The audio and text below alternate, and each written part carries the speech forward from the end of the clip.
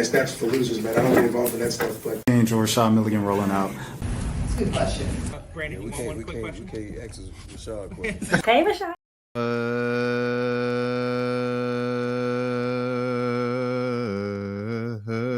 What's happening, YouTube? My name is Rashad Milligan. If you're new to the channel, this is a rough podcast. So you already seen the title, so you already know what I'm talking about. So I guess we're gonna pull up what we talk about right now. We have to do the rise of bees, everything of that sort. If you know me, you know this ain't my fun show. You certified everyone. Ain't got to print a resume, take off. Talking crazy, I had to underlay. RP to Nate Dogg, I had to regulate. Shout out to Joel.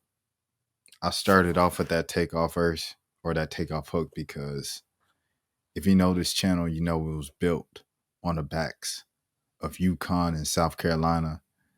It evolved into that. Excuse me, I'll say Danny Avdia was the first push.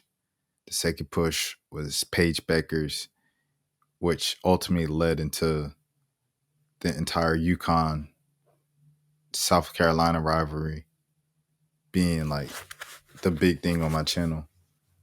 And I'm forever grateful for the back and forth and things of that sort. Just a lot of great memories.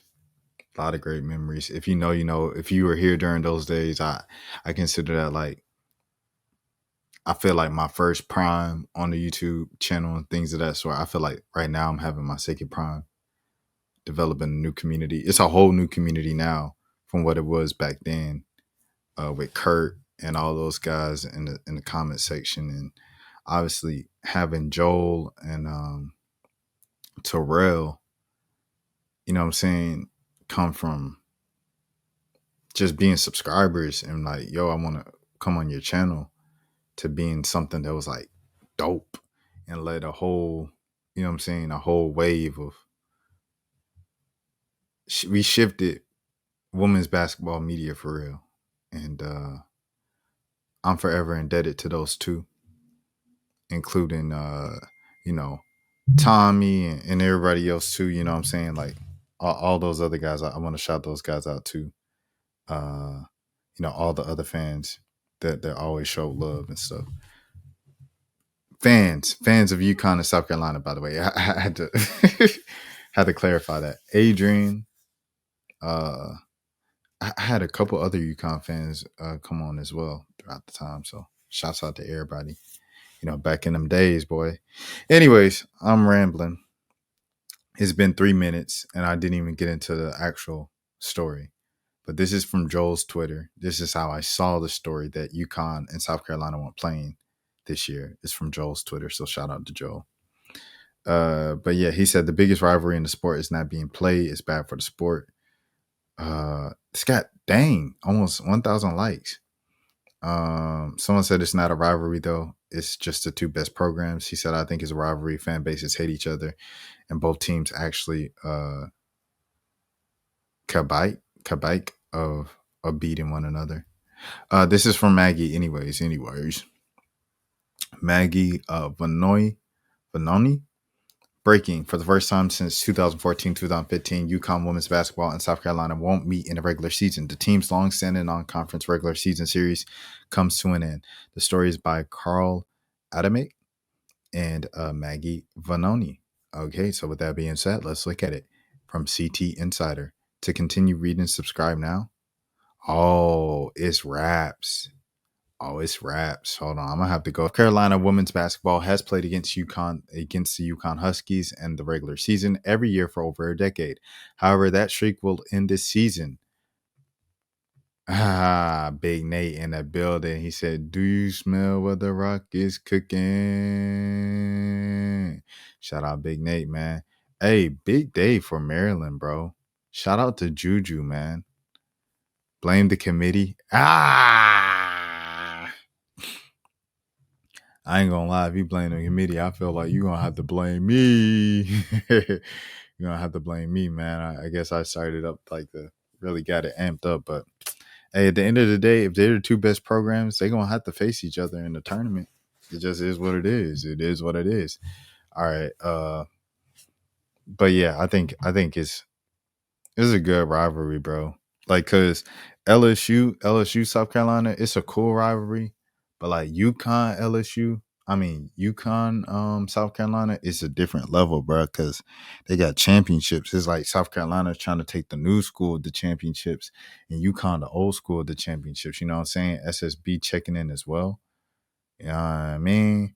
No, I'm just confused why UConn fans think they have the last laugh because UConn won the last game, and it just so happened to be the national championship. You know what I mean? Shmoozy Bougie. SEC is fun to watch, 100%. 100%. SEC.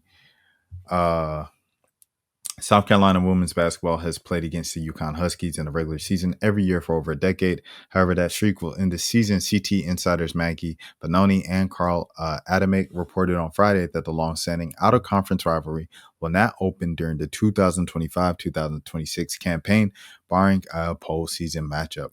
The report shouldn't come as a surprise to Gamecock Central subscribers. Gamecock Central's Chris Wellbaum has reported on numerous occasions, including earlier this week, that this was the expected outcome. The contract between USC and UConn ended in 2024, meaning that the 2024-25 matchup was going to be the last installment of a yearly contest unless something unexpected happened. Many previous matchups came in the middle of the conference play, an inconvenience that cost the teams a bye each time. Currently, Connecticut is on a 2-game winning streak of the series, including the 2024-2025 NCAA National Championship game. Before that, the Gamecocks had won 4 in a row and 5 of the last 6 against the Huskies. I did not know that. I didn't realize that. During that stretch, South Carolina won the 2021-2022 title game over UConn. I remember that. Paige was hurt. I don't know if AZ was on the team yet, but if she was hurt too, I assume. They were hurt. I just know that. South Carolina was not last season's NCAA tournament number 1 overall seed, despite owning the best resume. Because of that, we're reading on 3 South Carolina when you see a sentence like that. Because of that, head coach Don Staley publicly lamented her tough scheduling practices and hinted that changes could be coming. Oh, so she said, all right, I'm just going to schedule easier to get better seeding in the postseason. She said, I'm going to do Kim Mulkey. If Kim Mulkey do this and Kim Mulkey get it. Nonetheless, the Gamecocks remain on pace to play a tough slate of games before SEC play begins. Though Staley's team has dropped the UConn game, the team's non-conference schedule remains among the best in the country. South Carolina will host Providence and Clemson. I'm waiting for the best in the country. Southern Cal, USC, that's it? With no Juju? That's the toughest in the country. I think he gassing it up. Me personally, I think he gassing it up. UCLA, that's tough. Okay, so UCLA. All right. Duke. All right. We'll have to see how they look next season. Texas. And they're saying the Texas will be a non-conference contest at the Players Area Championship in Las Vegas. We'll travel to Louisville as a part of the ACC SEC Challenge. South Florida, Southern Cal. Yeah, I think the most difficult games I see is UCLA. It's kind of it. I ain't gonna lie to you. And respect to USC, but you know what I mean. That's a respect to Juju Watkins. If you know, you know. Let me catch up on this. You see what I mean? They are delusional like the Yankees. They think they're the greatest thing since sliced bread. You have to think, if you got 12 championships, Nate,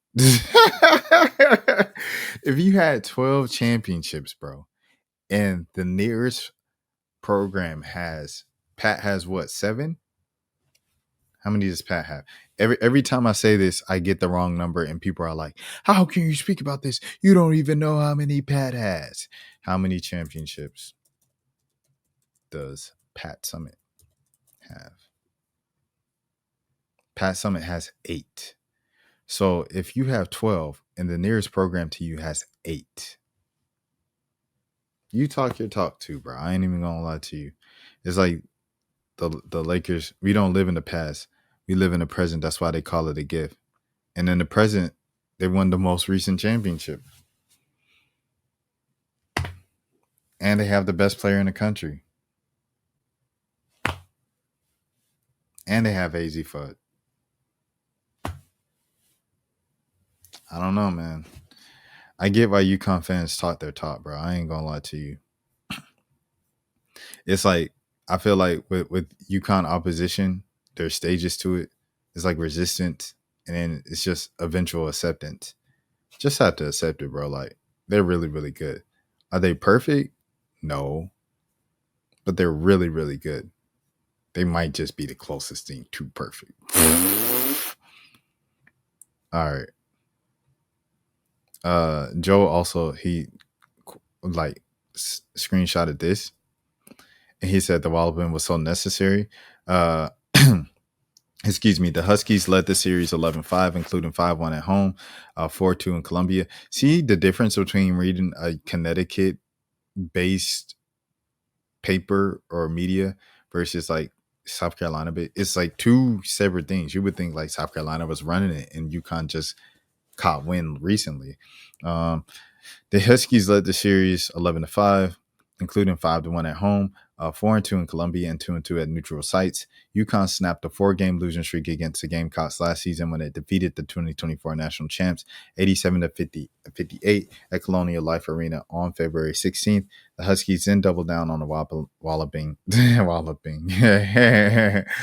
the Walloping of South Carolina 82-59 in the 2025 national championship game at Amalie Arena in Tampa, Florida on April 6th. That's funny. Hey, what's up with that? What's up? I say, hey. All right, next one, man. That's for losers, man. I don't get involved in that stuff, but. Angel Rashad Milligan rolling out. That's a good question. We can't ask Rashad a question. Hey, Rashad.